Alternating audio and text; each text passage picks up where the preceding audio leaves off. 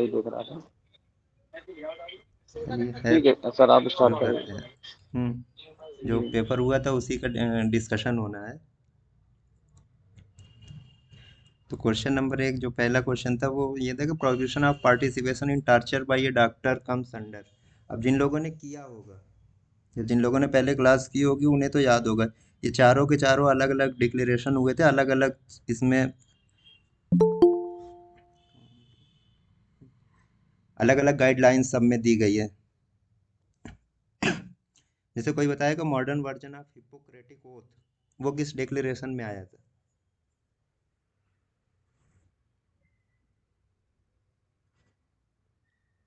Geneva. हाँ, declaration of Geneva. Declaration of Geneva कब पास हुआ था? 1948 में। क्या था ये? Modern version of Hippocratic oath.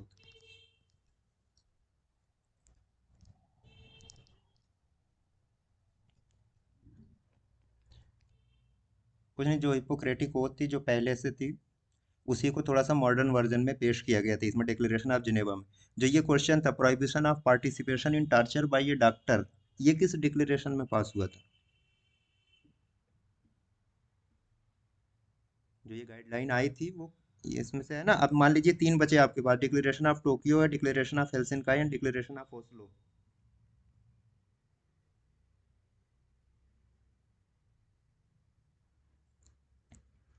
तो देखिए जो डिक्लेरेशन ऑफ ओस्लो है ये 1970 में हुआ था। ये किसके लिए था? थेराप्यूटिक एबॉर्शन के लिए। सब एक एक करके एक्सक्लूड कर दीजिए। और डिक्लेरेशन ऑफ हेलसिंकी 1964 में पास हुआ था। ये किसके लिए था? ये था जो मेडिकल रिसर्च होती है जिसमें ह्यूमन सब्जेक्ट्स इन्वॉल्व होते हैं, उसके लिए ये गाइडलाइंस आई थी।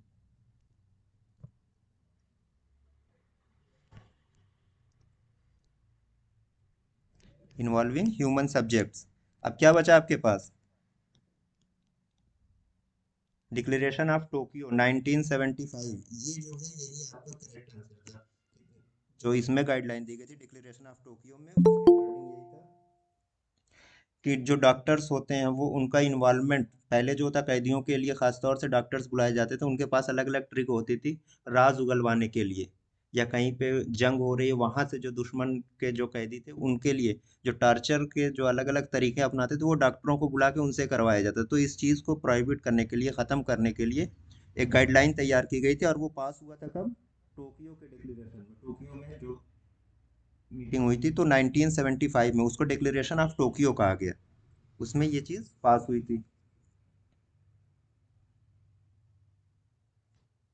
उसके बाद दूसरा क्वेश्चन था विकैरियस रिस्पॉन्सिबिलिटी, ये क्या होती है?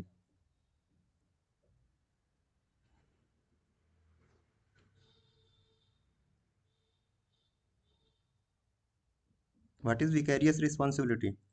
इसके कई नाम है। इसको मास्टर सर्वेंट रूल भी कहते हैं,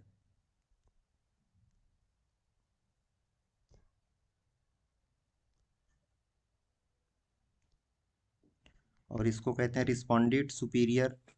सर जूनियर के किसी भी वर्क के लिए सुपीरियर की रिस्पॉन्सिबिलिटी हाँ, होती है इसमें। कहने का मतलब अगर हम कोई काम कर रहे हैं तो हमसे जो सुपीरियर है, हमसे कोई काम बिगड़ गया सपोज दैट, तो जो हमारा सुपीरियर यानी जो हमारा सीनियर है, अब चाहे हम अगर किसी ऑफिस में काम कर रहे हैं, जो हमारा ऑफिस का हेड है वो जिम्मेदार होगा। अब एज ए डॉक्टर अगर हम काम कर रहे हैं हॉस्पिटल में, एज ए जेआर अगर हम काम कर रहे हैं तो जो हमारे सीनियर जेआर हैं वो जिम्मेदार होंगे, या जो हमारे कंसल्टेंट है वो जिम्मेदार। कहने का मतलब हमारी गलती, सिर्फ हमारी गलती नहीं होगी बल्कि जो हमसे ऊपर वाला है वो भी जिम्मेदार होगा। Responsibility of senior for actions of junior, ये था vicarious responsibility. Master servant rule भी इसी का नाम है और रिस्पोंडेंट सुपीरियर भी इसी को कहते हैं। ये दोनों चीज़ें इसी का विकैरियस रिस्पॉन्सिबिलिटी को कहते हैं। एक टर्म इसी में आया था जब हम लोग पढ़ रहे थे,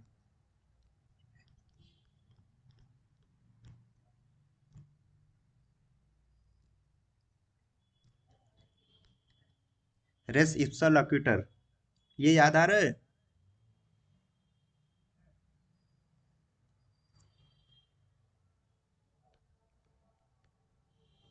इसका मतलब था things are facts speak for itself.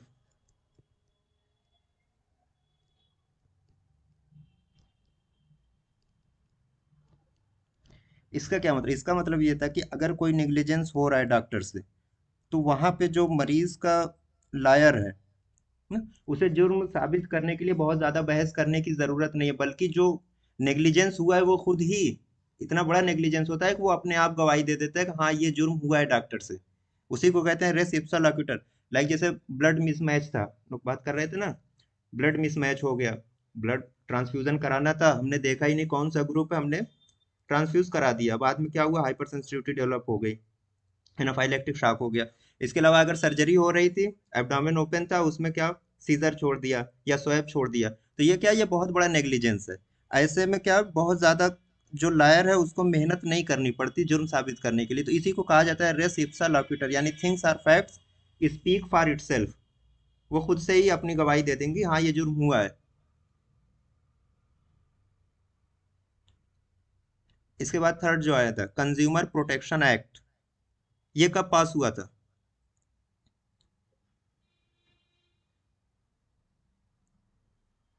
1986। 1994। Argon 1986। Argon transplantation act और पीएनडीटी एक्ट वो कब पास हुआ था तबरे साहब? सर हाँ वो हुए थे दोनों 1994 में। वो दोनों 1994 के थे, ये 1986 का है। कंज्यूमर प्रोटेक्शन एक्ट जो पास हुआ था ये 1986 में पास हुआ था। इसमें जो सबसे बड़ी बात थी, अभी आगे एक क्वेश्चन था भी, कि जो केस फाइल होना है इसमें अगर डॉक्टर के खिलाफ कोई पेशेंट है, उसने कहा कि हमने इनसे दवा ली थी, इनकी दवा ने रिएक्शन कर दिया हमें, बल्कि उसका नुकसान हो गया, उसे फायदा होने के बजाय, अगर उसे कितने साल के अंदर वो केस फाइल कर सकता है? 2 साल सर। हाँ, Within with 2 in 2 years. Years. देखिए अभी आज ही मेरे ख्याल से लोअर हाउस में बिल भी पास होने वाली थी, शायद हो गई है, कि अब नेग्लिजेंस में डॉक्टर को मुजरिम नहीं ठहराया जाएगा। तो अब वो भी एक खत्म, ये कंज्यूमर प्रोटेक्शन एक्ट से ये भी खत्म हो जाएगा। अभी फिलहाल मान लीजिए है 1986 में ये पास हुआ था, 2 साल के अंदर अंदर पेशेंट को आपके खिलाफ केस करना पड़ेगा। और आर्गन ट्रांसप्लांटेशन एक्ट और पीएनडीटी एक्ट कब पास हुआ था? 1994 में, और एमटीपी एक्ट 1971 में। हाँ, अब देखिए MTP can be indicated in all except, किन किन कंडीशंस में एमटीपी की जा सकती है। अब मान लीजिए ह्यूमैनिटेरियन ग्राउंड अगर था, like pregnancy caused by rape, इसमें अलाउ थी। Husband is willing but mother in law is not agreeing, ये कोई ऐसा ग्राउंड नहीं है जिसपे प्रेगनेंसी को टर्मिनेट किया जा सके। अगर मैटरनल हेल्थ डेंजर में है तो irrespective of the gestational age, कहा जाता है कि जेस्टेशनल एज कोई भी हो, अगर माँ की जान को खतरा है तो कभी भी प्रेगनेंसी को टर्मिनेट किया जा सकता है, ये एक अलग कॉलम है। और pregnancy due to contraceptive failure, इसमें एमटीपी अलाउड है, इसमें भी अलाउड है किसी भी जेस्टेशनल एज पे। अब कास्ट बाई अगर रेप से हो रही है तब भी प्रेगनेंसी को टर्मिनेट किया जा सकता है। हस्बैंड अगर चाह रहा है और मदर इन लॉ नहीं चाह रही है तो वो कोई ऐसी दलील नहीं है कि जिसपे प्रेगनेंसी को टर्मिनेट किया जा सके। एमटीपी एक्ट कब पास हुआ था? 1971 में हुआ था। अभी जो अमेंडमेंट बिल आई थी, अमेंडमेंट बिल आई थी 1920 में, और फिर वो इनैक्ट हुई 1921 में, इनैक्ट हुई 1921 में, बिल जो आई थी 1920 में आई थी। अब इसके अकॉर्डिंग क्या हुआ, पुरानी वाले से थोड़ा सा इसमें क्या हुआ, चेंजिंग हुई। जब भी कोई चेंज होता है तो उसी को अमेंडमेंट कहा जाता है, जब माइनर चेंजेस होते हैं। तो अमेंडमेंट में क्या हुआ था, अब जो आया कि 1 आरएमपी, एक आरएमपी जो चाहिए वो कितने जेस्टेशनल एज के लिए चाहिए?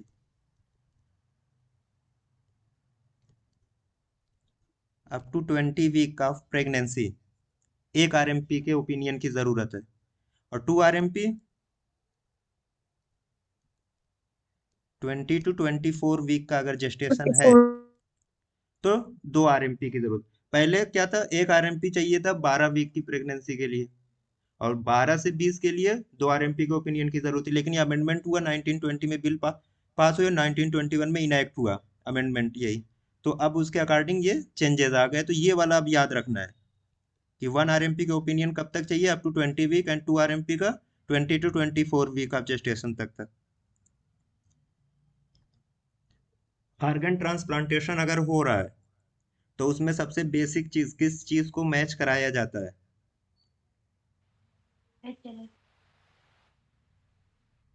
HLA को सर, एचएलए। HLA एचएलए जो था human leukocytic antigen. Human leukocyte antigen. ये सबसे इम्पोर्टेंट चीज होती है। बाकी कुछ मैच करने के सबसे पहले इसी को मैच कराया जाता है ऑर्गन ट्रांसप्लांटेशन में।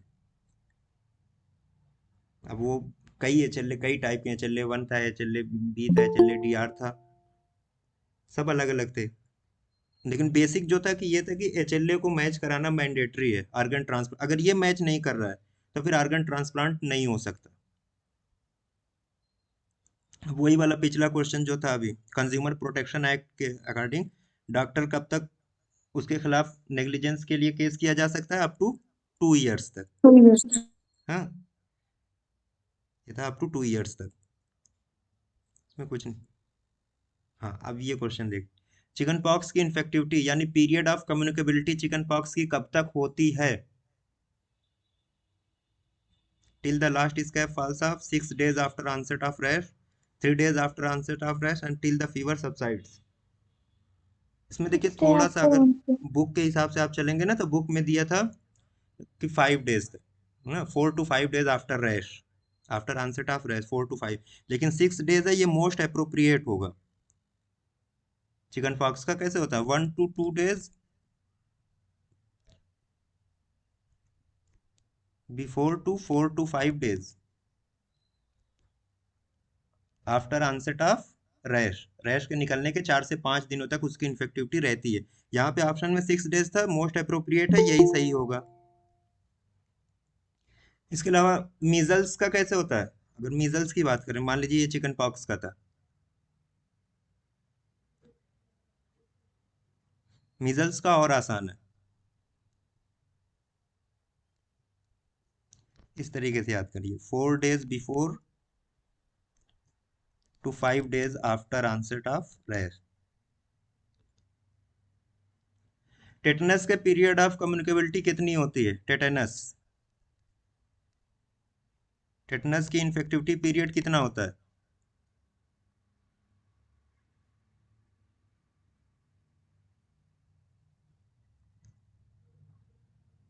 टेटनस की इन्फेक्टिविटी पीरियड नहीं होता है, नन।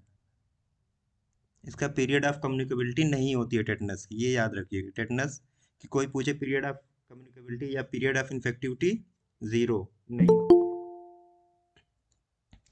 इसी तरीके डिप्थीरिया, अगर डिप्थीरिया के पीरियड ऑफ कम्युनिकेबिलिटी पूछी जाए, 14 days.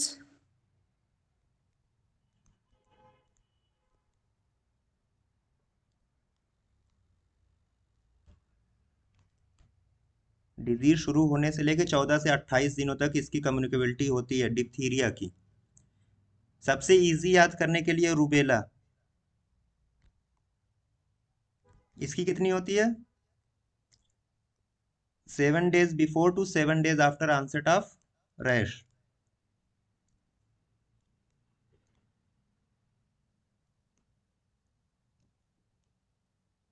ये और भी बहुत सारी बीमारियों का दिया हुआ है, लेकिन ये कुछ कॉमन है। चिकन पॉक्स है, डिप्थीरिया है, रूबेला है, मम्स है, टेटनस है, मीजल्स है। इन सबको थोड़ा थोड़ा याद रख लीजिएगा, पीरियड ऑफ कम्युनिकेबिलिटी या इन्फेक्टिविटी। वैसे अभी तक कभी किसी एग्जाम में आया नहीं है ये। वही वैक्सीनेशन में एमएमआर वैक्सीन किस एज पे रिकमेंड करते हैं?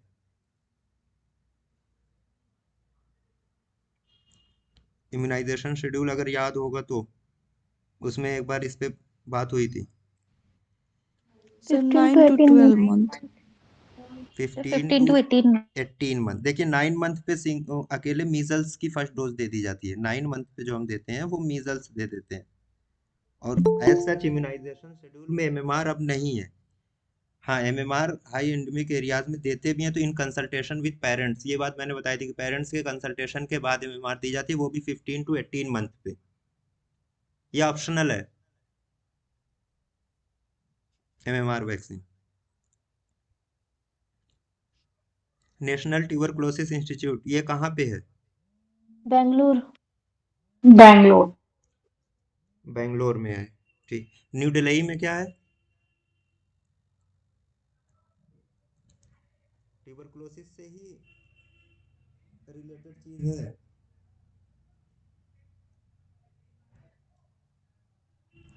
एलआरएस का नाम सुना है? जो दिल्ली में रह रहे होंगे।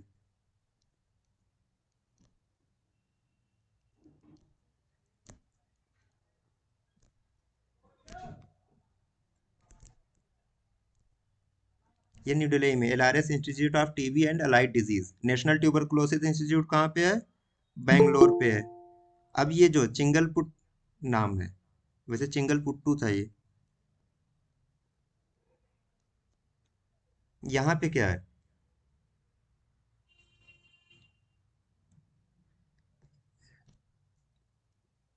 Central leprosy training and research institute है यहाँ पे।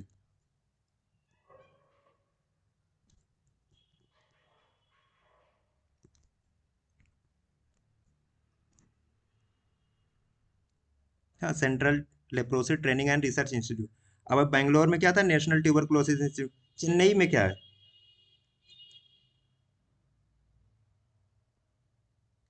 चेन्नई में भी ट्यूबरकुलोसिस रिसर्च इंस्टीट्यूट ये भी है।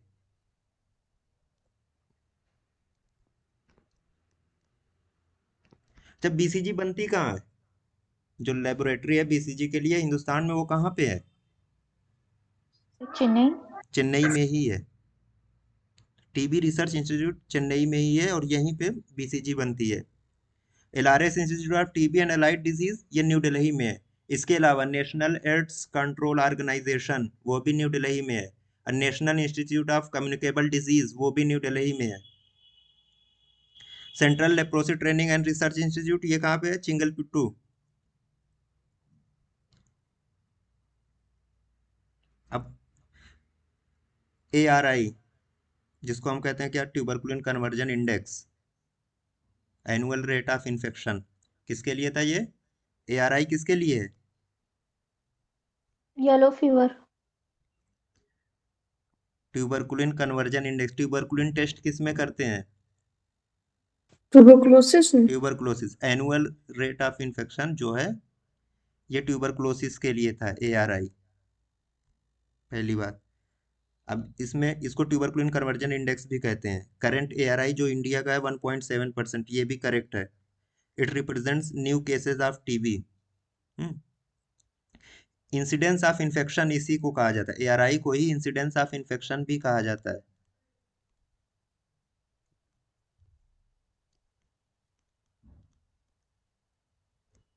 इंसिडेंस ऑफ इन्फेक्शन ये कहा जाता है कि 1% अगर ARI इंक्रीज हो रहा है तो there are 50 new sputum smear positive cases. कितने होंगे? 50 new sputum smear positive cases. तो यहाँ पे जो ऑप्शन नंबर ए था, ARI of 1% is 75 new cases, यही गलत था। ये वाला गलत था और इसी को हमें निकालना भी था। करंट ARI जो है इंडिया का सही है, 1.7% है। न्यू केसेस ऑफ टीबी, क्योंकि इंसिडेंस में एक चीज याद रखिए, कहीं भी अगर इंसिडेंस की बात आ रही है दैट मीन्स न्यू केसेस की बात। इंसिडेंस में न्यू केसेस, प्रिवेलेंस में न्यू प्लस ओल्ड केसेस दोनों आते हैं।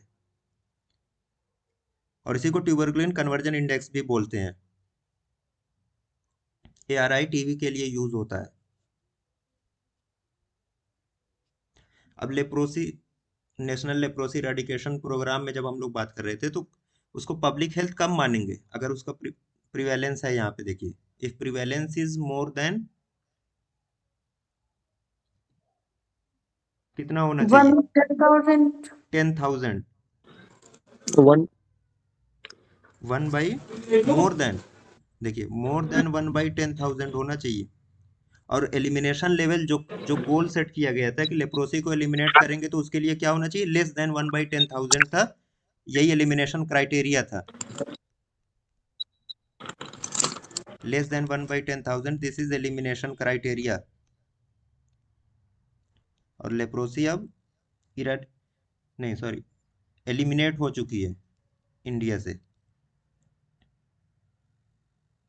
चलो, लेप्रोसी की बात हो रही थी तो इसमें बताइए, पॉसिल बैसिलरी लेप्रोसी जो है और मल्टी बैसिलरी लेप्रोसी, इनको कैसे चेक करते हैं कि हाँ मतलब जो इनको डिवाइड कैसे किया गया?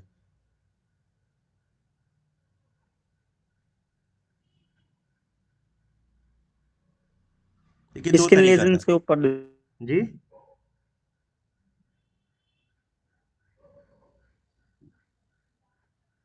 किसके ऊपर?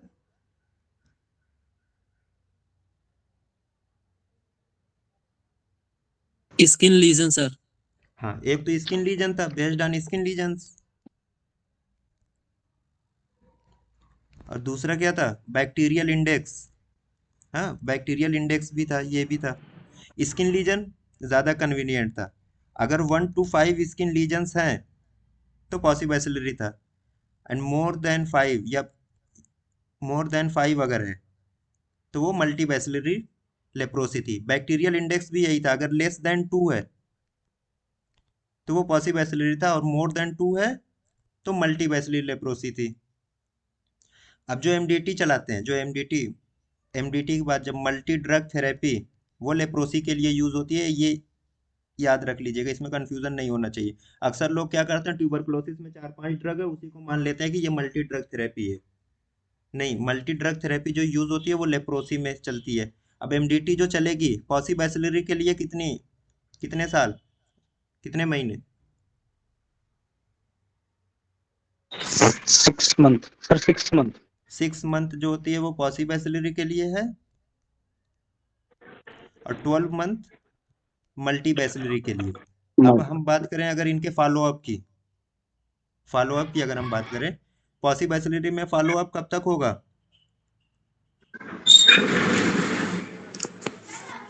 5 years। नहीं, पॉसिबैसिलरी में 2 इयर्स होता है एनुअली, मतलब 2 बार फॉलोअप होगा पूरा, एक एक साल के गैप पे 2 इयर्स का होता है। और मल्टी बैचलरी में 5 इयर्स का होता है फॉलोअप, कुल मिलाकर 5 बार फॉलोअप होगा मल्टी बैचलरी में। एनुअली फॉलोअप होता है, सालाना।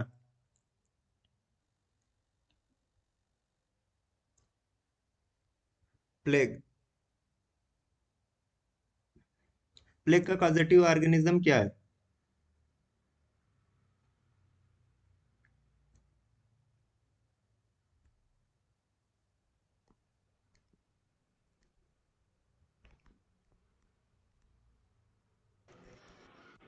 ठीक, यर्सीनिया पेस्टिस प्लेग का कॉजेटिव ऑर्गेनिज्म है। अब इसके बारे में यहाँ भी था, एक्सेप्शन था, एक जो है वो गलत है, बाकी सब सही थे इसके लिए। Domestic rats rats has been incriminated as main reservoir, both sexes of rat flea bite to transmit the disease. ठीक है। Incubation period of bubonic plague 1 to 3 days। हाँ देखिए, 3 तरीके का प्लेग होता है, न्यूमोनिक प्लेग, बिबोनिक प्लेग और septicaemic plague. And infants under 6 months are not given the killed vaccine, ये सही है। यहाँ पे बिबोनिक प्लेग का जो इंक्यूबेशन पीरियड ये गलत दिया हुआ है, और ये भी ऑप्शन गलत था। ठीक है, 2 ऑप्शन इसमें गलत थे। होना ये चाहिए था कि incubation period of pneumonic plague,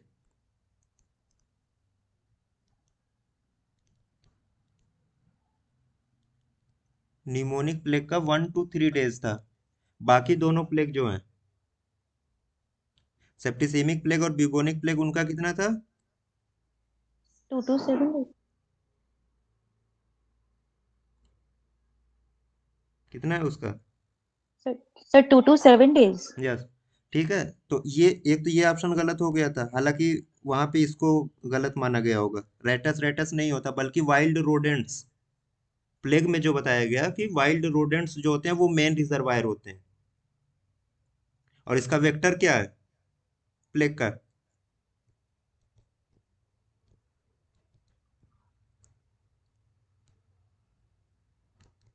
red flee इसका वेक्टर है, जिसको क्या इसका नाम है जिनोप्सिला चियाप्सिस। तो इसलिए चियाप्सिस इंडेक्स भी कभी कभी यूज किया जाता है। चियाप्सिस इंडेक्स वो किसके लिए यूज होता है? प्लेग के लिए। चियाप्सिस इंडेक्स जो है प्लेग के लिए यूज होता है। वेक्टर क्या है? रेड फ्ली है, जिसको जिनोप्सिला चियाप्सिस भी बोलते हैं। और इसका जो रिजर्वायर होता है, वाइल्ड रोडेंट्स होते हैं, वाइल्ड रोडेंट्स होते हैं।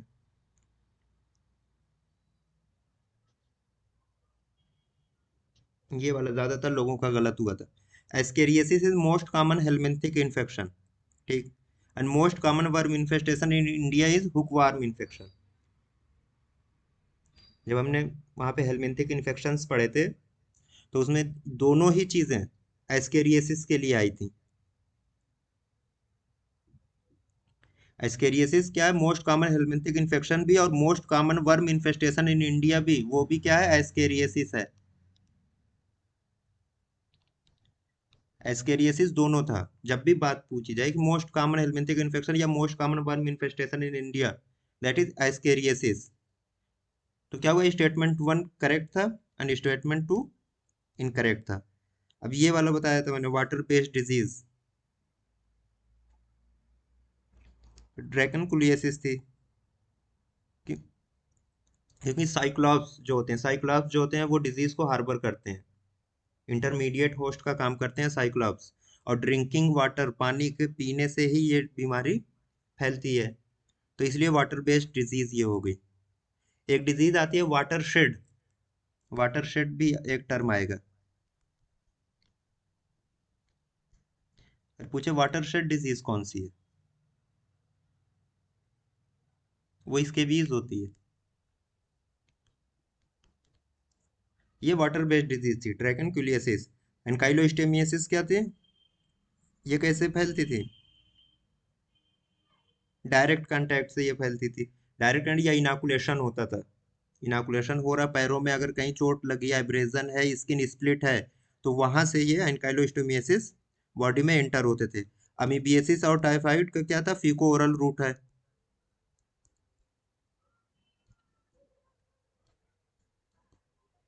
ठीक, इनका फीको ओरल रूट था। वाटर बेस्ड डिजीज ड्रैकनकुलियासिस, और वाटर शेड डिजीज कौन सी है, स्केबीज है, ये भी याद कर लीजिएगा। मलेरिया का ड्रग ऑफ चॉइस फॉर कीमोप्रोफाइलेक्सिस,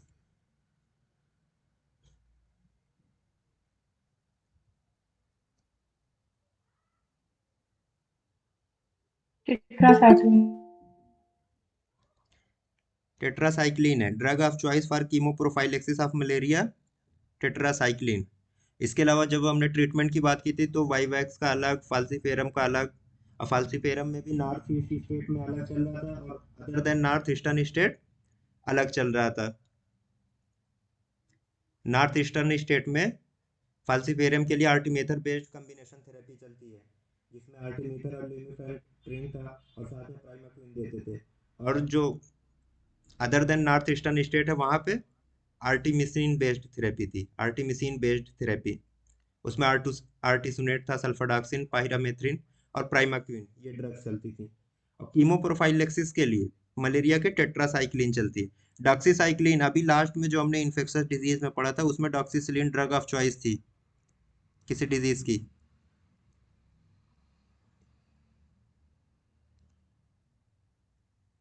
पॉल्टा की होती है ना?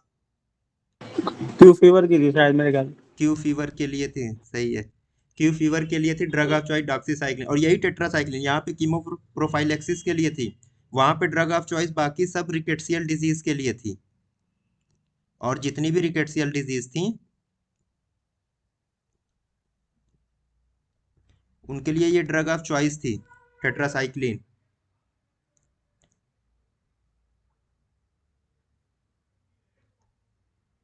हम देखिए स्टेटमेंट था, first evidence of infection is HBeAg।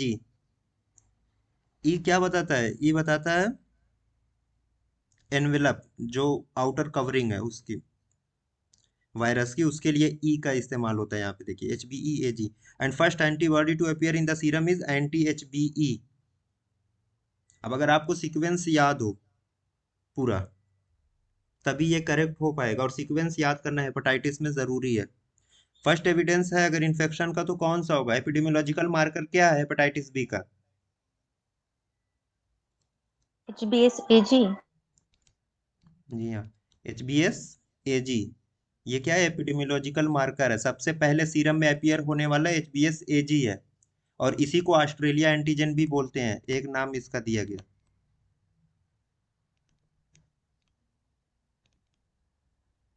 Australia antigen HBsAg। इसके बाद जो सीरम में आता है HbCEG, और HbCEG कभी अकेले नहीं मिल सकता सीरम में, उसके साथ HbsAg जरूर रहेगा सीरम में। उसके बाद आता है HbEAg, फिर एंटी HbC, अब एंटीबॉडीज बनना शुरू होती हैं।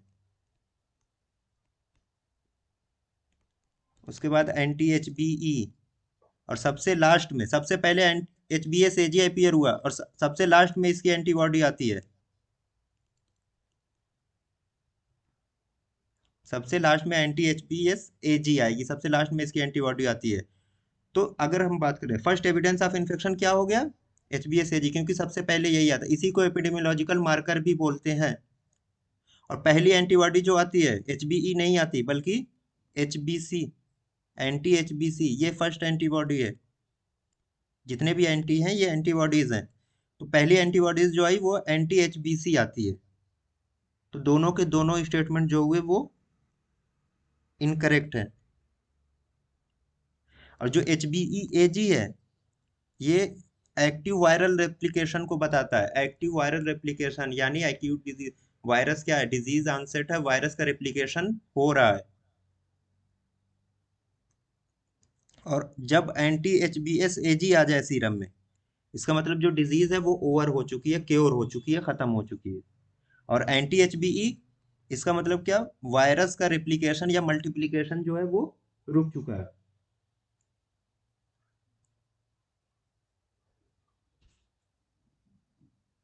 डॉट्स की बात हुई थी,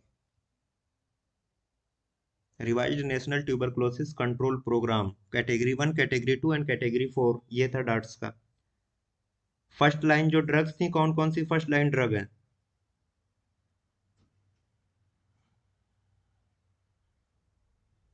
आइसोनियाजिड, ठीक, आइसोनियाजिड और रिफेम्पिसिन, रिफेम्पिसिन, Pyrazinamide, पायरिजिनामाइड, ethambutol, इथाम्ब्यूटाल, इथैम्बुटोल, इथाम्ब्यूटाल भी है, स्ट्रेप्टोमाइसिन, और स्ट्रेप्टोमाइसिन। स्ट्रेप्टोमाइसिन भी है। ठीक, ये फर्स्ट लाइन ड्रग्स थी। लेकिन फर्स्ट लाइन ड्रग है कैटेगरी 1 में जो है स्ट्रेप्टोमाइसिन नहीं यूज होती, बाकी सब फर्स्ट लाइन ड्रग्स कैटेगरी 1 में यूज हो जाती है। स्ट्रेप्टोमाइसिन जो एक ड्रग है वो एंटी ट्यूबर सॉरी इंजेक्टिबल है। स्ट्रेप्टोमाइसिन जो है वो इंजेक्टिबल है, और स्ट्रेप्टोमाइसिन ही सिर्फ और सिर्फ कैटेगरी 2 चलती है। सिर्फ कैटेगरी 2 में ही स्ट्रेप्टोमाइसिन का यूज होता है। इंजेक्टिबल ड्रग है, कैटेगरी 2 में ही चलेगी सिर्फ। अच्छा, सबसे पहले रेजिस्टेंस किस ड्रग का डेवलप होता है?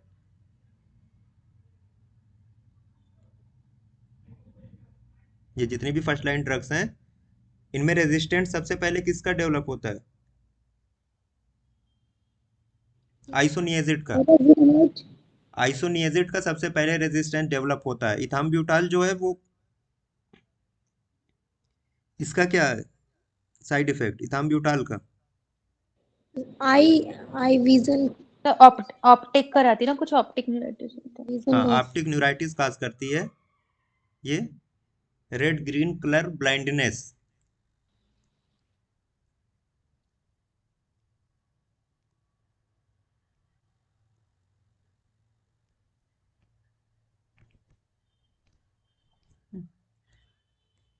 ये तो इसका करेक्ट आंसर।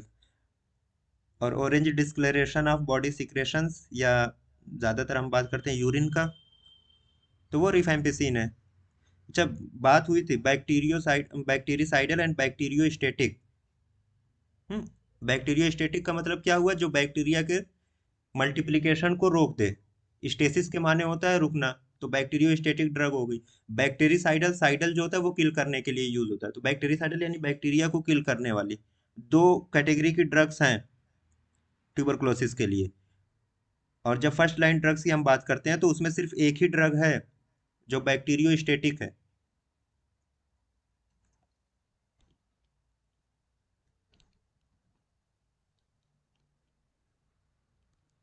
बैक्टीरियोस्टेटिक वो यही इथाम्ब्यूटाल है। बाकी जितनी भी ड्रग्स हैं सब बैक्टीरिसाइडल हैं, फर्स्ट लाइन ड्रग्स। सिर्फ इथाम्ब्यूटाल जो है वो बैक्टीरियोस्टेटिक है। अब 1992 में revised national tuberculosis control programme start हुआ था। और नेशनल ट्यूबरक्लोसिस प्रोग्राम जो वो कब स्टार्ट हुआ था?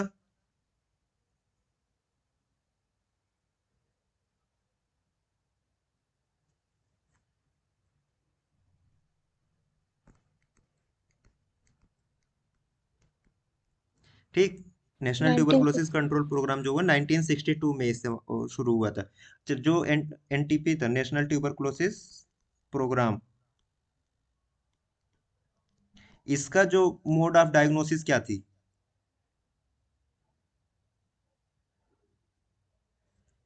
इसकी मोड ऑफ डायग्नोसिस जो थी वो यही चेस्ट एक्सरे थी। Mode of diagnosis chest X ray थी एनटीपी की। लेकिन आरएनटीसीपी जब revised national tuberculosis control programme 1992 में लॉन्च हुआ तो इसमें चेस्ट एक्सरे को कोई अहमियत नहीं दी गई थी बहुत ज़्यादा। इसका जो मोड ऑफ डायग्नोसिस था वो था स्पुटम स्मीयर। Sputum smear. अब स्पुटम स्मीयर के लिए कैसे था, इसका प्रोविजन क्या था? कितने सैंपल लेने चाहिए थे इसमें? 2 सैंपल। 2 सैंपल्स टोटल स्पुटम के होने चाहिए थे। कब कब? एक जिस वक्त पहले विजिट के टाइम और दूसरे दिन मॉर्निंग में।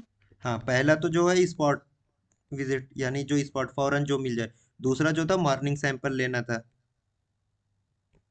अब दोनों में से अगर एक भी स्पुटम पॉजिटिव आ गया, एक भी अगर स्पुटम पॉजिटिव आ गया तो वो क्या था, वो ट्यूबरकुलोसिस पॉजिटिव, उसको एटीटी स्टार्ट करनी थी। ये आरएनटीसीपी का वो था मोड।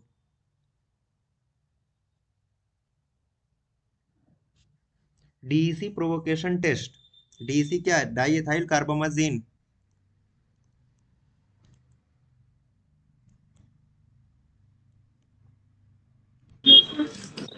मलेरिया के लिए। मलेरिया के लिए फाइल एरिया के लिए।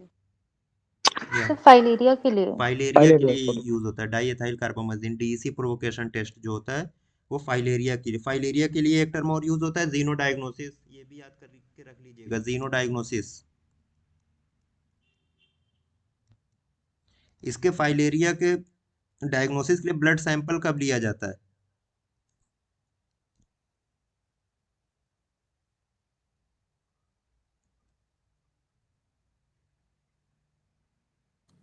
sir, 8 to 12 p.m. हाँ, देखिए कहीं कहीं 8 to 12 है, कहीं कहीं 8:30 to 12 PM तक का दिया हुआ है। बहरहाल जो भी ऑप्शन में आपको मिले, जो सबसे करीब का हो। 8:30 से 12 का भी रात में,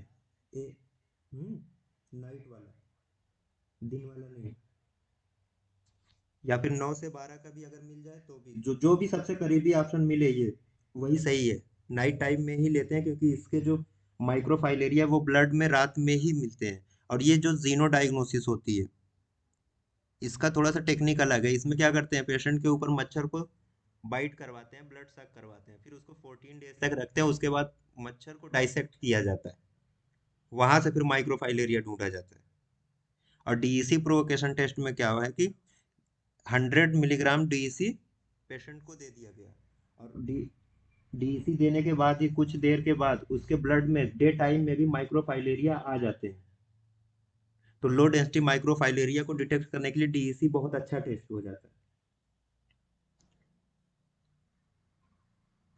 लीशमैनियासिस के लिए देखिए दो टेस्ट बहुत यूजफुल है। हालांकि वो इसके डायग्नोस्टिक तो नहीं है, लेकिन लीशमैनियासिस में 2 टेस्ट होता है, एल्डिहाइड नेपियर और मोंटीनेग्रो एक टेस्ट का नाम है। अभी लीशमैनियासिस इसके बाद पढ़ेंगे संडे को इंशाल्लाह, तो उसमें उसका जिक्र होगा।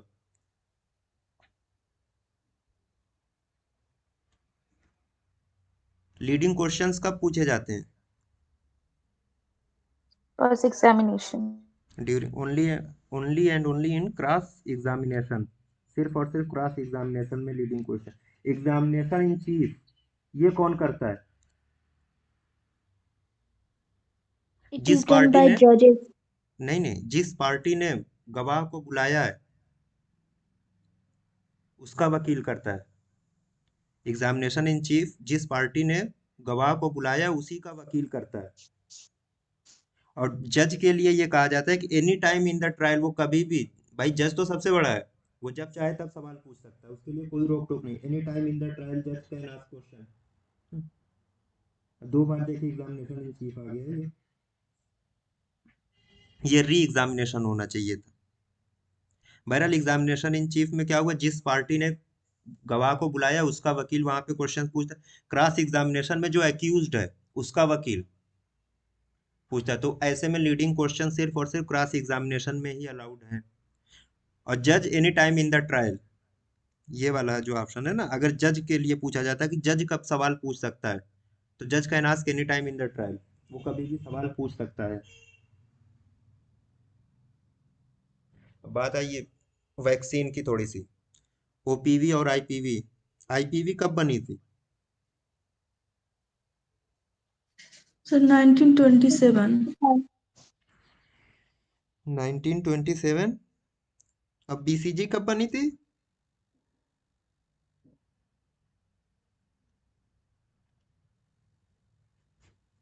नाइनटीन 27 के लिए देखिए बीसीजी को याद कर लीजिए। जो इंट्राडर्मली बीसीजी देते हैं वो 1927 में पहली बार दी गई थी, और जो आईपीवी है वो बनी थी 1955 में।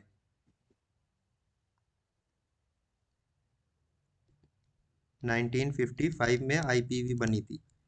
बनाने वाले कौन थे? साल्क। हाँ, साक। साक। क्यों? आईपीवी है इनएक्टिवेटेड या किल्ड पोलियो वैक्सीन है, तो इसी से याद कर लीजिए, किल्ड पोलियो वैक्सीन को साक ने बनाया था, के से किल्ड। अब ओपीवी, इसको किसने बनाया? सैबिन ने। कब बनी थी ये? देखिए ओपीवी दो चलती है, मोनोवैलेंट और ट्राईवैलेंट। पहले मोनोवैलेंट बन गई थी, वो बनी थी 1961 में मोनोवैलेंट।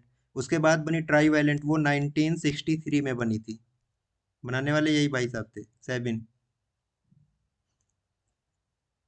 ओपीवी की डोज शेड्यूल तो याद है ना सबको? टोटल नंबर ऑफ डोजेस कितनी है ओपीवी की? 5 है। 5 है। ठीक, चलिए थोड़ा बहुत तो याद होगा। अब यही वैक्सीन से ये भी था, जो हम लोग कंट्राइंडिकेशंस पढ़ रहे थे वैक्सीन के, उसमें एक कंट्राइंडिकेशन ये भी था, कौन सी दो वैक्सीन एक साथ नहीं दे सकते। येलो फीवर और येलो कॉलेरा। फीवर और कॉलरा। हाँ, इसको एकदम रट लीजिए, yellow fever and cholera vaccine can not be given together. इसके अलावा दो लाइव वैक्सीन है, वो भी एक साथ दे सकते हैं। लाइव वैक्सीन और किल्ड वैक्सीन है, वो भी एक साथ दे सकते हैं। और किल्ड वैक्सीन का कोई कंट्राइंडिकेशन नहीं है, एज सच किल्ड वैक्सीन का कोई कंट्राइंडिकेशन नहीं।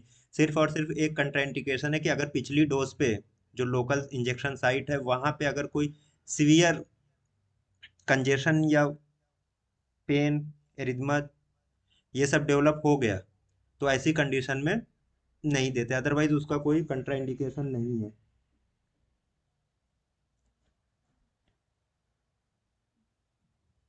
अब ये match the following.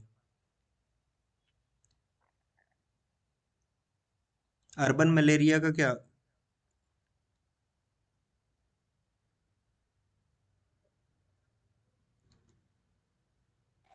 Anopheles स्टेफेनसाई। Anopheles स्टेफेंसाई था अर्बन मलेरिया का। डेंगू के लिए एडीज एडीज एजिप्टाई। एजिप्टाई था। प्लेग के लिए वही देखिए, रिजर्वायर की जब हम बात करें, प्लेग के लिए रेड फ्ली आएगा। एंड फाइलेरिसिस के लिए क्यूलेक्स फैटिगेंस। ये था इसका सबसे सिंपल।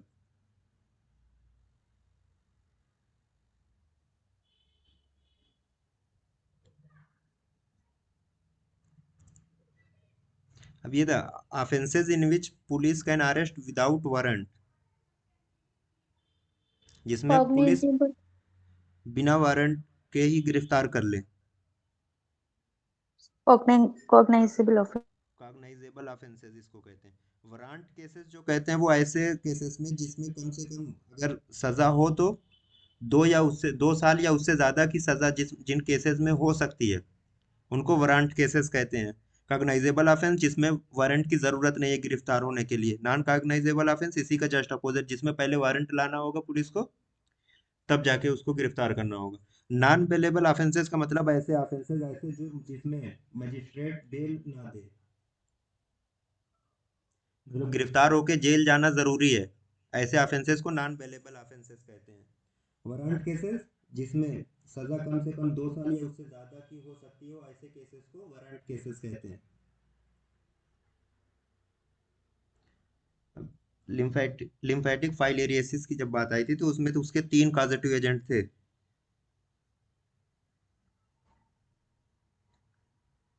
फाइलेरियसिस के एक नहीं है, इसमें से येलो फीवर का क्यू फीवर का कॉजेटिव एजेंट क्या है? ये इकॉक्सिला बर्नेटाई, ये क्यू फीवर का था। बाकी ये तीनों जो हैं ये लिम्फेटिक फाइलेरियोसिस को काज करते हैं। इन्हीं तीनों के इन्फेक्शन को मिला के लिम्फेटिक फाइलेरियोसिस कहा जाता है। और क्यू फीवर कॉक्सिला बर्नेटाई ये इसका कॉजेटिव एजेंट है। क्यू फीवर एक ऐसा रिकेट्सियल डिजीज थी जिसमें ना तो कोई स्किन लीजन होता है ना तो कोई इसका वेक्टर होता है।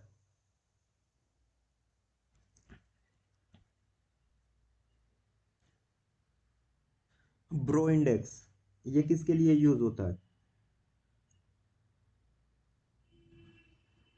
प्लेग के प्लेग। लिए। प्लेग के लिए यूज होता है। जो राइट फ्ली होती है ना, बेसिकली ये जो है ना ये उड़ती नहीं है। नाम तो फ्ली है, मक्खी से लग रहा है मिलता जुलता, ये उड़ती नहीं बल्कि ये हॉप करती है, यानी उछल उछल के जाती हैं। तो ज्यादातर ये जो दीवारों में क्रैक्स होते हैं या कहीं पे गड्ढा है तो ऐसी जगहों पे ये पाई जाती हैं। तो उन्हीं के रिलेशन से इसको बनाया गया ब्रो इंडेक्स।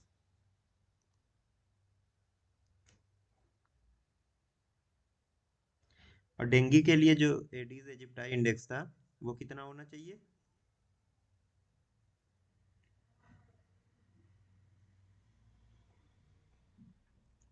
डेंगू के लिए जो कंट्रोल मेजर्स में ये था कि एक तो एडीज एजिप्टाई इंडेक्स जो है वो लेस देन 1% का होना चाहिए। दूसरे जो एयरपोर्ट का इलाका है वो कितने मीटर तक एडीज एजिप्टाई फ्री होना चाहिए? 400 मीटर, 400 मीटर्स जो एयरपोर्ट का इलाका है।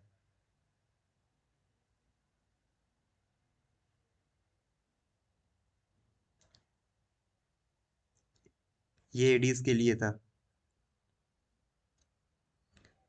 अब वही अभी ये पीछे देखिए इसकी बात हुई, रेड ग्रीन कलर ब्लाइंडनेस किससे होती है?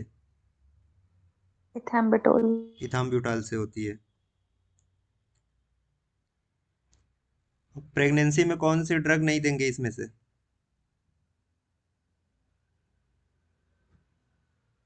स्ट्रेप्टोमाइसिन। स्ट्रेप्टोमाइसिन जो है वो प्रेगनेंसी में नहीं देते हैं। और इथाम्ब्यूटाल जो है ये क्या थी? बैक्टीरियोस्टेटिक है और लेस देन 6 इयर्स के बच्चे को नहीं देते क्योंकि ऑप्टिक न्यूराइटिस काज करती है। बच्चे जो है वो कलर ब्लाइंड हो जाएंगे तो वो उनको इतना तमीज नहीं रहेगी कि वो लाल हरा वो कुछ बता पाए। तो इसलिए बच्चों में जो इथाम्ब्यूटाल अगर 6 साल से कम के बच्चे हैं तो उसमें इथाम्ब्यूटाल नहीं देते हैं। आइसोनियाजिड क्या है? बैक्टीरिसाइडल तो है लेकिन सबसे पहले रेजिस्टेंस इसी का डेवलप होता है, आइसोनियाजिड का। वन ऑन वन इनिशिएटिव ये जो है 2019 में लॉन्च हुआ था। वन ऑन वन इनिशिएटिव किसके लिए था ये? टीबी के लिए HIV। सर। टीबी।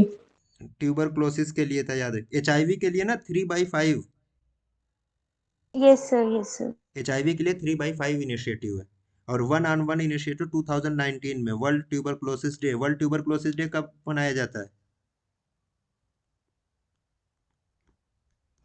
24 मार्च। 24 मार्च। इसी दिन WHO ने one on one initiative launch किया था। बेसिकली इसमें कुछ नहीं था, बस ये था कि जो यूथ है, जो 20 से 30 साल की एज के लोग हैं, इनको ज्यादा से ज्यादा एंगेज किया जाए ट्यूबरक्लोसिस अवेयरनेस प्रोग्राम में।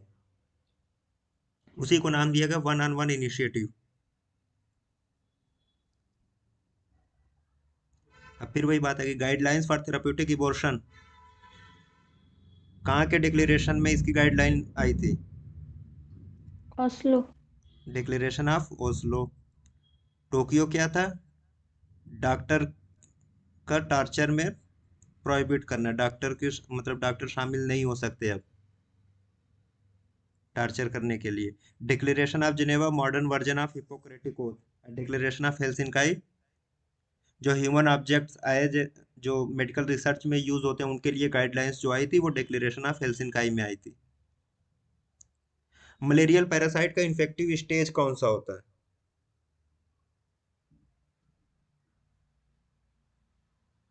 स्पोरोजॉइट। स्पोरोजोइट होता है। अच्छा, स्पोरोजोइट तो होते हैं लेकिन जब हम बात करते हैं राइगर्स की, तो मलेरिया फीवर में राइगर्स किसकी Shazam वजह से आते हैं? protein. So Shazam Shazam शेजॉन्स की वजह से आते हैं। ठीक, अब जो पीक होती है फीवर की, जो पीकिंग होती है, जो बार बार फीवर आती है, इसमें अल्टरनेट डे फीवर आता है ना। इंटरमिटेंट फीवर की सबसे अच्छी अगर मिसाल है तो वो यही मलेरिया ही है। अल्टरनेट डे फीवर आता है, अब एक दिन के बाद भी आ सकता है, 2 दिन के बाद भी आ सकता है। एक दिन के बाद आ रहा है कोटिडियन हो गया, 2 दिन के बाद आ रहा है टर्शियन हो गया, 3 दिन के बाद आ रहा है क्वार्टन हो गया, वो अलग कहानी है। लेकिन जो ये पीकिंग होती है, यही जो फीवर आता है चढ़ता है, एक दिन के गैप के बाद 2 दिन के गैप, वो जो होता है ना, जितनी बार ये मेरोजाइट्स ब्लड में रिलीज होंगे उतनी बार फीवर की पीकिंग होती है। तो जब बात आती है पीकिंग की, तो वो मेरोजाइट्स के लिए है। इन्फेक्टिव स्टेज क्या है? स्पोरोजोइट है। शिजांट से क्या आते हैं? राइगर्स। ठीक,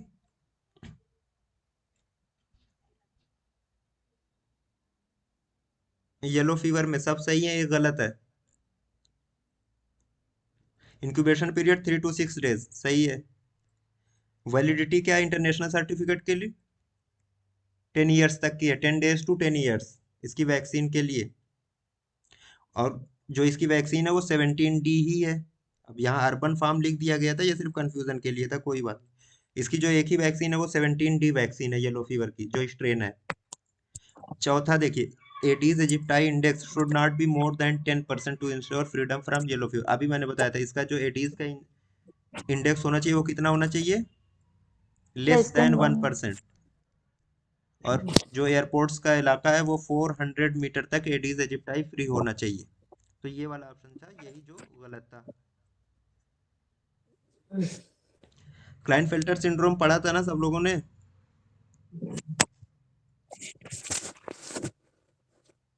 इसका कैरियोटाइप क्या होता है क्लाइनफेल्टर सिंड्रोम का? 46X. 47XXY। एक एक्स्ट्रा एक्स क्रोमोसोम इसमें लगता है। जब हमने बार बॉडीज की बात की थी, तो मैंने बताया था जो सेकेंड एक्स क्रोमोसोम आता है उसी पे बार बॉडीज होती हैं। फीमेल्स में 20 to 80% और 0 to 4% मेल्स में भी पाया जाता है। लेकिन मोस्टली जो होता है ये, जब हम न्यूक्लियर सेक्सिंग की बात कर रहे थे तो वहां पे बार बॉडीज और डेविडसन बॉडीज ये किसके लिए थी? फीमेल्स के लिए ही बात हो रही थी। तो जो एक एक्स्ट्रा एक्स है तो इसमें बार बॉडीज तो है, एक बार बॉडी तो इसमें है। सर किसी का माइक ऑन हो रहा है। एक मिनट, हम बंद कर दे रहे हैं यहीं से। ठीक, बंद हो गया। तो इसमें जो है एक एक्स्ट्रा एक्स क्रोमोसोम था, तो उसकी वजह से जो है एक बार बॉडी इसमें होगी। और टर्नर सिंड्रोम जो था, टर्नर सिंड्रोम, उसका कैरियोटाइप क्या है? 45XO. 45XO, क्योंकि यहाँ पे अब ये तो एब्सेंट है, तो इसमें 0 बार बॉडीज होती हैं टर्नर सिंड्रोम में। अब आइए क्लाइनफेल्टर सिंड्रोम, लॉन्ग स्टेचर होता है, mental retardation due to extra chromosome. इस एक एक्स्ट्रा क्रोमोसोम की वजह से ये मेंटली रिटार्डेड होते हैं, सही है। क्योंकि जो एक्स्ट्रा क्रोमोसोम है वो क्या है? वो वाई है, तो जो फेनोटाइप आएगा वो मेल फेनोटाइप का आएगा। फेनोटाइप जो होगा वो मेल फेनोटाइप होगा।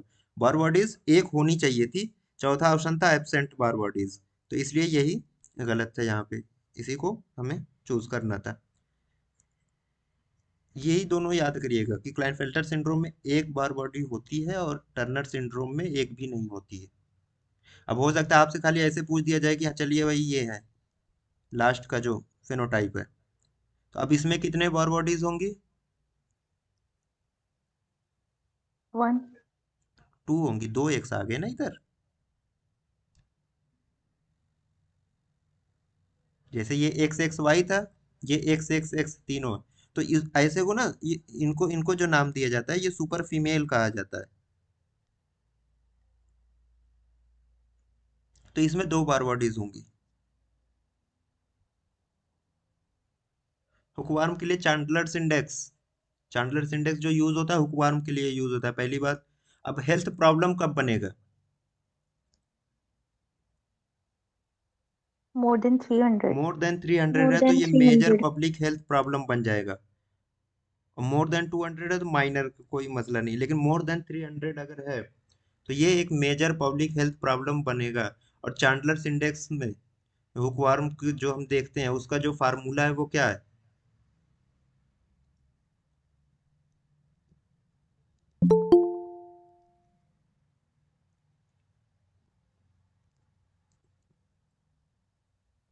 Number Number of of eggs hook upon worm 100 eggs gram of stools. per Gram of stools. पर ग्राम नहीं,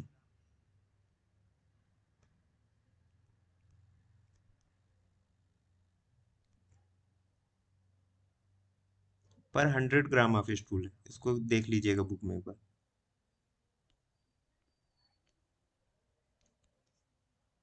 ये चैंडलर्स इंडेक्स था।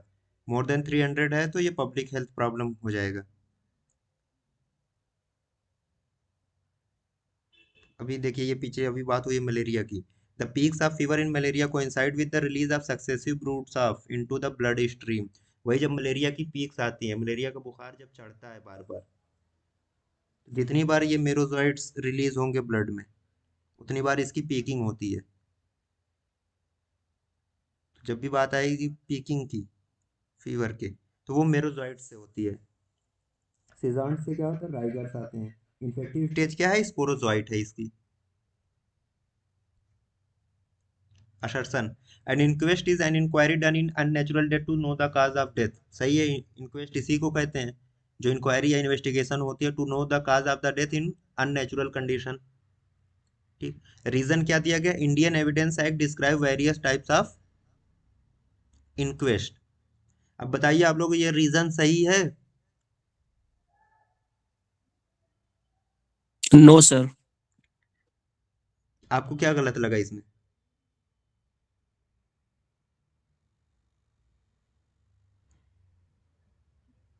देखिए जो इंक्वेस्ट है ना, ये इंक्वायरी है, इट इज ए प्रोसीजर। और प्रोसीजर जो होगा वो किस में आएगा, क्रिमिनल प्रोसीजर कोड में आएगा, सीआरपीसी में। अरे थोड़ा सा अगर दिमाग रखिए, जिनका गलत हुआ मैं उन लोगों से कह रहा हूँ, अगर दिमाग आपके पास होता, थोड़ा सा आपने इस्तेमाल किया होता, तो आपने पुलिस इंक्वेस्ट कितना था, सेक्शन 174 सीआरपीसी था, और मजिस्ट्रेट इंक्वेस्ट कितना था, सेक्शन 176 सीआरपीसी था। तो सीआरपीसी लास्ट में लगा हुआ, जाहिर सी बात है कि वो क्रिमिनल प्रोसीजर कोड में ही इसका जिक्र आना चाहिए ना, इंडियन एविडेंस एक्ट में तो आएगा नहीं। यहाँ तो एविडेंस है, सबूत और गवाह की बात होगी इंडियन एविडेंस एक्ट में। तो ये जो रीजन था वो टोटली गलत था। तो असर्शन जो था वो सही था, रीजन गलत था इसका। अब देखिए इसके बाद स्टेटमेंट भी आ गया था फौरन। Police inquest comes under CrPC 176 and police inquest is held by A police officer not below the rank of head constable. Head constable से ऊपर की रैंक का होना चाहिए, सही है। लेकिन पुलिस इंक्वेस्ट जो आती है वो सीआरपीसी 174 में आती है, सीआरपीसी 174 में आती है पुलिस इंक्वेस्ट। और मजिस्ट्रेट इंक्वेस्ट जो होता है वो सीआरपीसी 176 में आता है। तो statement 2 is correct and statement 1 is incorrect.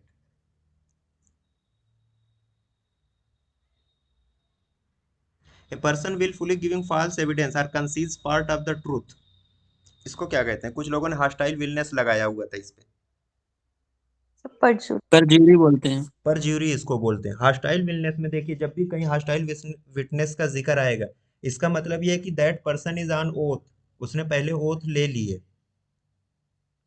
Oath का अगर जिक्र इसमें आता तब वो हॉस्टाइल विलनेस हो जाता। और यहाँ पे अगर जानबूझ के वो छुपा रहा है, सच्चाई को नहीं बता रहा है, अब उसके कई रीजन हो सकते हैं, डर रहा हो, उसे रिश्वत दी गई हो या जो भी है, तो उसको परज्यूरी कहा जाता है। हॉस्टाइल विलनेस और परज्यूरी में यही जो सबसे बेसिक डिफरेंस है। और दूसरी चीज़, परज्यूरी में कभी भी अगर झूठ बोल भी दिया तो इसमें सज़ा नहीं है, लेकिन हॉस्टाइल विलनेस में अंडर दी ओथ अगर हमने झूठ बोला तो फिर इसमें सज़ा भी मिलेगी।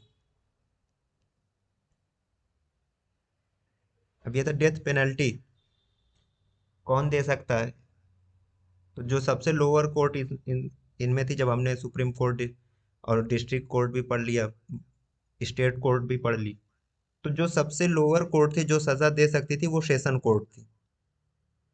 मौत की सज़ा सेशन कोर्ट तक दे सकते हैं, लेकिन सेशन कोर्ट अगर मौत की सज़ा दे रहा है तो उसकी सज़ा ऐसे नहीं मान ली जाएगी।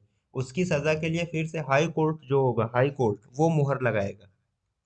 जब इसने सज़ा तो दे दी सेशन कोर्ट ने डेथ की, लेकिन वो केस फिर जाएगा हाई कोर्ट के पास। हाई कोर्ट उसकी सुनवाई करके कहेगा कि हाँ फैसला सही है या गलत है सज़ा का, वो हाई कोर्ट तय करेगा। भले सेशन कोर्ट मौत की सजा दे दे।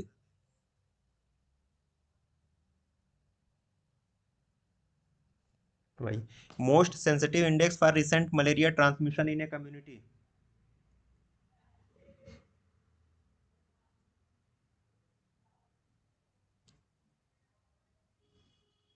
ये था रिसेंट मलेरिया ट्रांसमिशन की बात जब भी आएगी किसी कम्युनिटी में तो वो इन्फेंट पैरासाइट रेट होता है। Most sensitive index for recent malaria transmission in a community is infant parasite rate. और अगर लगातार 3 साल तक ये इन्फेंट पैरासाइट रेट जो था वो 0 आ गया, भले एनाफिलीज मॉस्किटो वहां पे मौजूद हो, तो हम कह देंगे कि मलेरिया का ट्रांसमिशन इस लोकेलिटी में, इस एरिया में नील है, 0 है, नहीं है। स्प्लीन रेट कैसे चेक करते हैं? बच्चों में देखते हैं कि स्प्लीन कितनी लार्ज है। एनुअल ब्लड एग्जामिनेशन रेट, ये जो ऑपरेशनल एफिशिएंसी के लिए यूज होता है। अब ऑपरेशनल एफिशिएंसी क्या है? जैसे हमने बात की थी national vector borne disease control programme, उसमें ये कहा था कि जो मल्टीपर्पज हेल्थ वर्कर्स होते हैं वो हर 14 दिन पर क्या जाते हैं, डोर टू डोर जाके ब्लड लेते हैं और उनकी स्लाइड बनाते हैं, उनको चेक करते हैं कि इसमें मलेरिया पैरासाइट है या नहीं है। अब जितने ज़्यादा स्लाइड जो होती हैं वो एग्जामिन की जाएंगी तो इतना ही ज़्यादा क्या होगा कि हमारे उस प्रोग्राम की एफिशिएंसी आएगी, या पता चलेगा कि हाँ भाई जो वर्कर्स थे वो वाकई में डोर टू डोर गए, उन्होंने स्लाइड तैयार की, ब्लड लिया है, उसकी स्लाइड तैयार की। अब अगर कम स्लाइड्स एग्जामिन हो रही हैं और मलेरिया है वहाँ पे मौजूद है तो क्या हुआ, ऑपरेशनल एफिशिएंसी जो है लेस है, उसकी जो हमारा प्रोग्राम है उसका जो जिस लेवल पे काम होना चाहिए उस लेवल पे नहीं हो रहा है। तो ऑपरेशनल एफिशिएंसी के लिए जो है एनुअल ब्लड एग्जामिनेशन रेट और एनुअल पैरासाइट इंडेक्स, ये मोस्ट सोफिस्टिकेटेड, अच्छा ट्रांसमिशन, लेकिन ये जल्दी पता नहीं चलता। अगर ऑपरेशनल एफिशिएंसी यही चीज पूछी जाती या तो ये या recent malaria transmission, infant parasite rate है वो रिसेंट मलेरिया ट्रांसमिशन को बताता है। और एनुअल ब्लड एग्जामिनेशन रेट या अबेर, इसी को कहते हैं ABER, वो ऑपरेशनल एफिशिएंसी को बताता है। अब ये वाला क्वेश्चन ये भी गलत था, इसकी मैच द फॉलोइंग कराइए। देखिए इसमें सबको हो सकता है कि सब ना याद हो,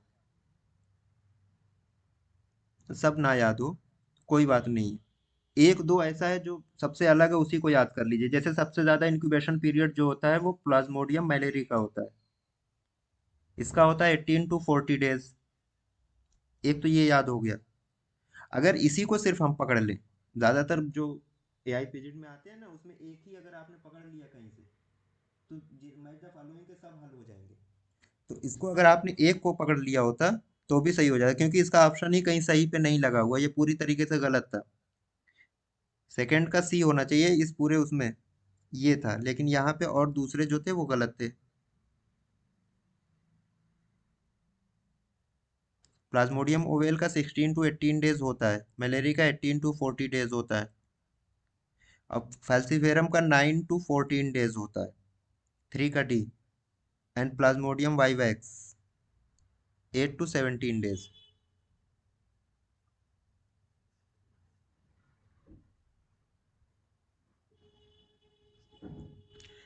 डेंगू फीवर सबने पढ़ा है, थ्राम्बोसाइटोपिनिया, पॉजिटिव टर्निकेट टेस्ट, फीवर, हिपैटोमेगैली, ये डायग्नोस्टिक होते हैं किस स्टेज में डेंगू के, अलग अलग उसकी क्लासिफिकेशन की गई थी।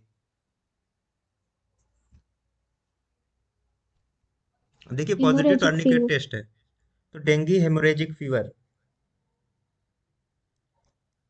टर्निकेट टेस्ट में क्या देखते हैं, कप को इन्फ्लेट कर दिया 5 मिनट के लिए, उसके बाद देखते हैं कि पर स्क्वायर इंच में मोर देन 20 पेटी की होनी चाहिए, तब जाके वो पॉजिटिव आता है। तो पॉजिटिव टर्निकेट जो होता है वो डेंगू हेमोरेजिक फीवर में ही यूज किया जाता है। हिपैटोमेगैली हो रही है, फीवर तो होगा ही होगा, थ्राम्बोसाइटोपिनिया इसका क्लासिकल वो है फाइंडिंग है। डेंगू शार्क सिंड्रोम में क्या है, ये सब के सब पाए जाएंगे प्लस शार्क के फीचर्स। शार्क के फीचर्स में क्या है, लो ब्लड वॉल्यूम हो जाए, पल्स रेट फीबल हो जाए, कोल्ड एंड क्लेमी स्किन है, पेशेंट जो है एंग्जियस, या तो पेशेंट जो होता है कोमा में चला जाए, वो क्या है, वो शार्क के फीचर्स हैं। क्लासिकल डेंगू फीवर में बहुत ज़्यादा फाइंडिंग्स नहीं मिलती हैं, फीवर मिलेगा और ज़्यादा से ज़्यादा थ्राम्बोसाइटोपिनिया मिल जाएगा। उसमें ये टर्निकेट टेस्ट जो है वो पॉजिटिव नहीं आता, शार्क के फीचर्स बिल्कुल नहीं होंगे।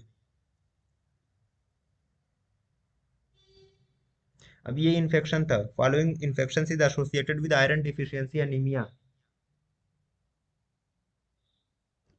आयरन डिफिशियंसी एनीमिया के लिए कौन सा हेलमिंथिक इन्फेक्शन है वो जिम्मेदार होता है? तो उसका जो ऑप्शन में करेक्ट था वो था एंकाइलोस्टोमियासिस, हुकवार्म इन्फेक्शन जिसको हम कहते हैं।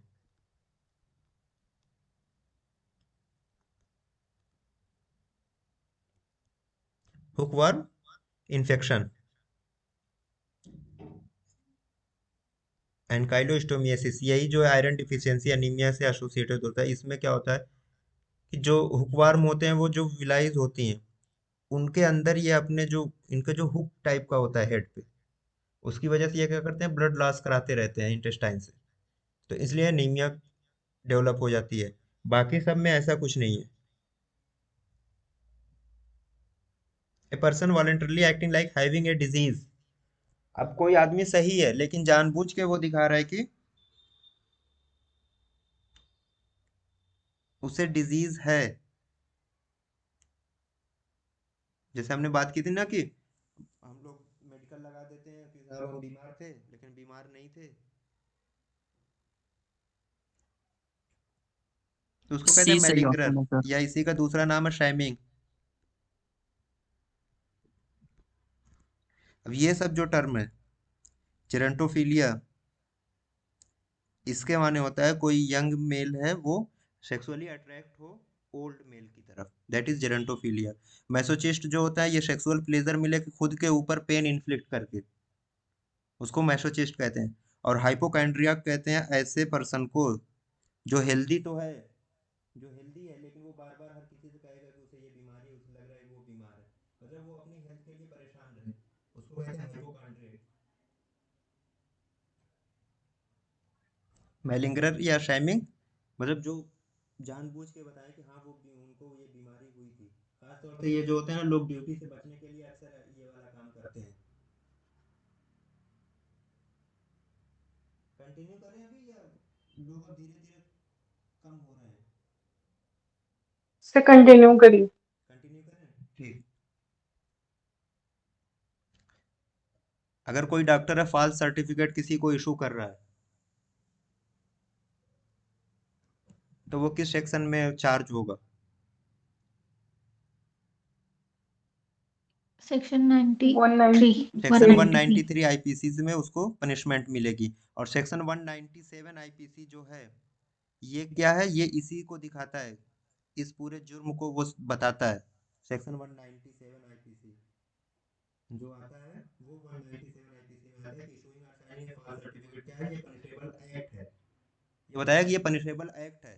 वो कहाँ मिलेगा? सेक्शन 197 आईपीसी में। और इस एक्ट के तहत कितनी सजा मिलनी चाहिए वो आ रहा है सेक्शन 193 आईपीसी में, थोड़ा सा ऊपर नीचे है ये। सजा जो मिल रही, जो सजा का वो है वो 193 आईपीसी में कि कितने साल की सजा मिलनी है। और ये एक सजा, ये जो काम कर रहे हैं ये इसमें सजा मिलेगी, ये कौन बता रहा है? ये सेक्शन 197 आईपीसी बता रहा है। डाइंग डिपोजिशन कौन करता है?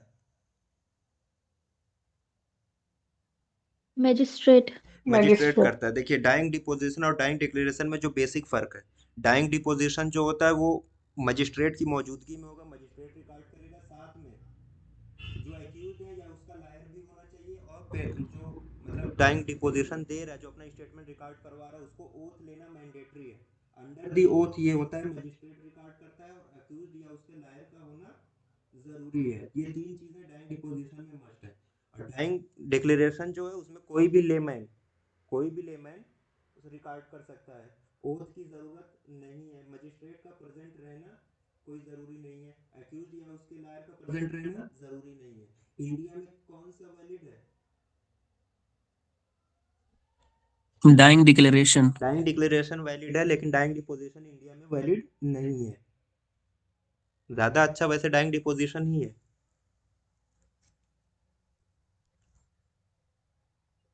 अब डाइंग डिक्लेरेशन यहीं पे, ओथ इज नॉट, देखिए अभी मैंने बता दिया इसका सब, oath is not mandatory dying declaration में, सही है।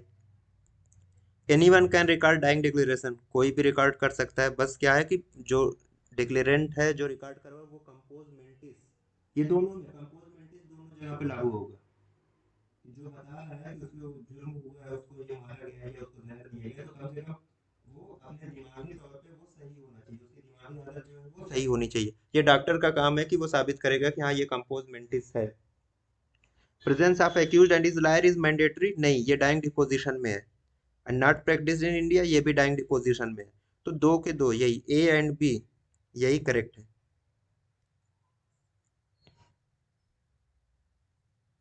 अभी इसका ये सीक्वेंस जो वायरल मार्कर्स का हेपेटाइटिस बी के सीरम में, सबसे पहले क्या आएगा, HbS-Ag एपिडेमियोलॉजिकल मार्कर है। फर्स्ट एविडेंस ऑफ इन्फेक्शन भी क्या है, HbS-Ag है। ऑस्ट्रेलिया एंटीजन भी इसको कहते हैं HbS-Ag। उसके बाद जो आता है HbCAg, ये कभी भी अकेले सीरम में नहीं मिलेगा। अगर ये मौजूद है HbCAg, दैट मीन्स कि HbS-Ag भी प्रेजेंट होना चाहिए। HbEAg क्या है, एक्टिव वायरल रेप्लिकेशन, यानी पीरियड ऑफ इन्फेक्टिविटी। अगर कोई ये पूछे कि जो ये मार्कर्स हैं इनमें से किस मार्कर को देखकर आप बता सकते हैं कि अभी जो पेशेंट है उसका पीरियड ऑफ इन्फेक्टिविटी चल ही रही है, तो अगर उसके हमने मार्कर्स करवाए उसमें HbEAg प्रेजेंट मिल रहा है, दैट मीन्स कि क्या है, पेशेंट की अभी पीरियड ऑफ इन्फेक्टिविटी चल रही है, एक्टिव रेप्लिकेशन हो रहा है वायरस का। एंटी HbC सबसे पहले ये एंटीबॉडीज आती है, उसमें भी एंटी IgM आते हैं सबसे पहले, जो एक्यूट इन्फेक्शन को बताते हैं, एक्यूट कंडीशन को।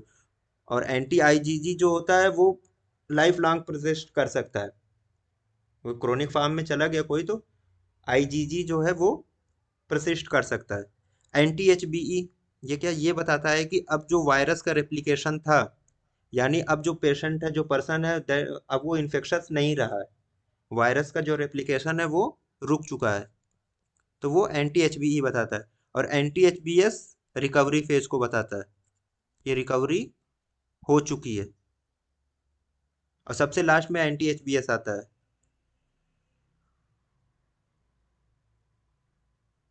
हेपेटाइटिस का मोस्ट कार्सिनोजेनिक फॉर्म कौन सा है, हेपेटाइटिस C। और अगर कोई ये पूछे most fulminant form of hepatitis in pregnancy, pregnancy में सबसे खतरनाक हेपेटाइटिस कौन सी है, हेपेटाइटिस ई। हेपेटाइटिस E है।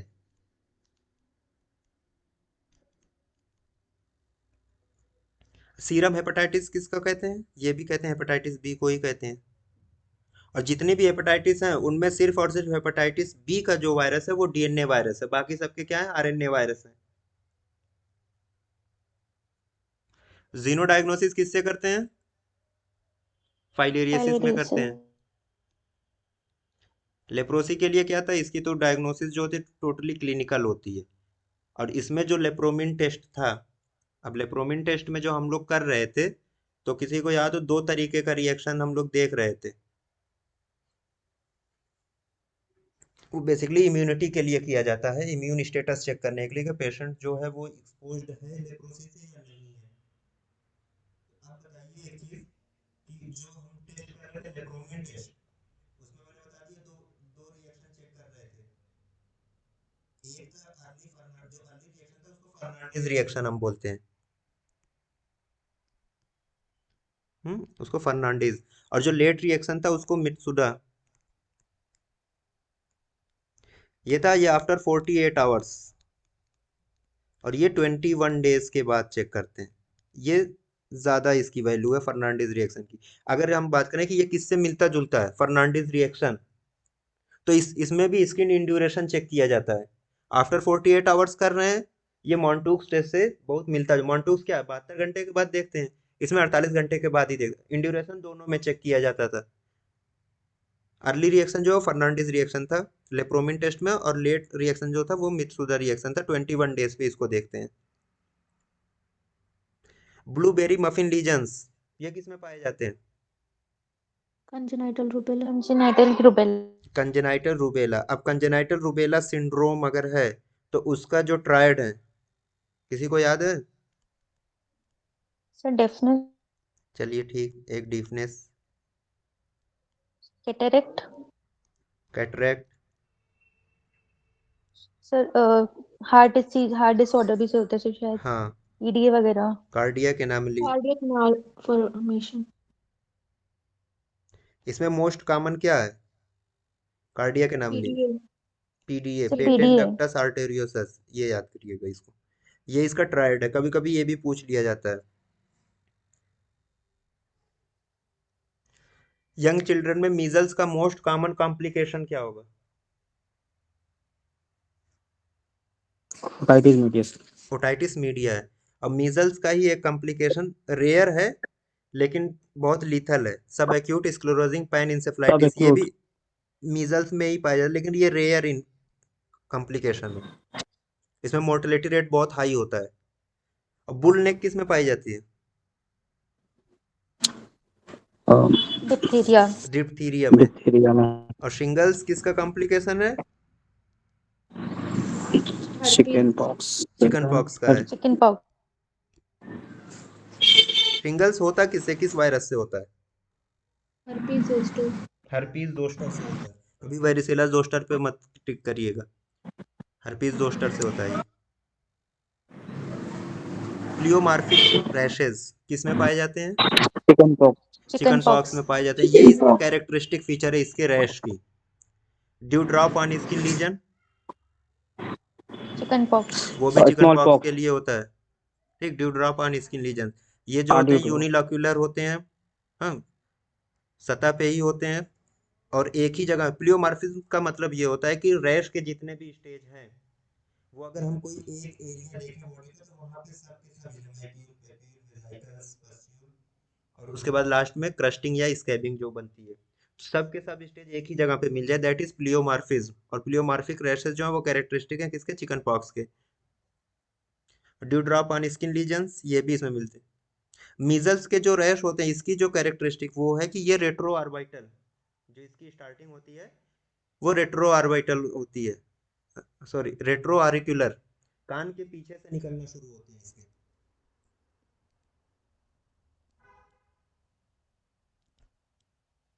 रेट्रो ऑरिकुलर, उसके बाद फेस पे आते हैं, गर्दन से होते हुए फिर बॉडी के निचले हिस्से पे जाते हैं। तो रेट्रो ऑरिकुलर रैश जो होते हैं वो मीजल्स में आते हैं। और स्मॉल पॉक्स ये तो अब इरेडिकेट हो चुकी है, 1980 में इरेडिकेट हो चुकी है स्मॉल पॉक्स। वेरियोला वायरस से होती है। इसका जो स्मॉल पॉक्स का जो इंक्यूबेशन पीरियड है वो कितना है? 7 to 14 डेज है। मम्स का कॉजेटिव एजेंट क्या है? RNA myxovirus, आरएनए मिक्सोवायरस, ठीक। आरएनए मिक्सोवायरस, मिक्सोवायरस। वेरियोला वायरस किसका है? smallpox, स्मॉल पॉक्स का है। स्मॉल आरएनए रोगा पॉक्स, वायरस rubella, रूबेला का है, सही। एंड आरएनए पैरामिक्सोवायरस mumps, मीजल्स का।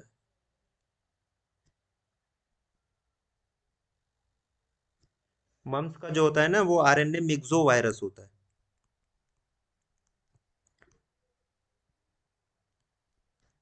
आरएनए मिक्सोवायरस ये जो होता है ये मम्स का होता है। हाँ, मीजल्स का आरएनए पैरामिक्सोवायरस, आरएनए मिक्सोवायरस है तो मम्स का ही होता है, सही, ठीक। मीजल्स वैक्सीन को जब ये फ्रीज ड्राइड होती है ना, तो जब हम इनको डाइल्यूट करेंगे तो वो किससे करते हैं? sterile water, स्टराइल वाटर से, ठीक, स्टराइल वाटर या डिस्टिल्ड वाटर। नॉर्मल सेलाइन से किसको करते हैं? बीसीजी को करते हैं BCG को, बीसीजी को और ये करते हैं, ठीक। बीसीजी जो है वो इंट्राडर्मल देते हैं और मीजल्स की वैक्सीन जो होती है वो सबक्यूटेनियस देते हैं। मैग्नीशियम क्लोराइड ये किस में यूज होता है? ओपीवी में। एज ए स्टेबलाइजर ओपीवी में यूज होता है। देखिए स्टेबलाइजर की बात हो गई, अब डीपीटी में तो सबको पता है एडजुवेंट क्या यूज होता है।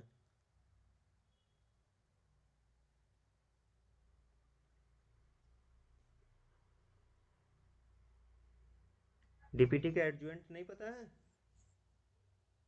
एल्यूमिनियम एल्यूमिनियम के साल्ट, एल्यूमिनियम के साल्ट्स यूज होते हैं।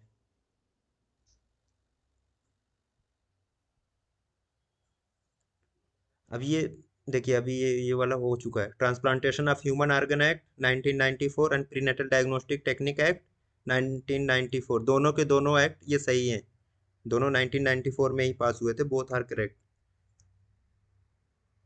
अब assertion in dying deposition the magistrate regards the evidence after administration oath in the presence of accused or his liar. assertion एकदम सही है.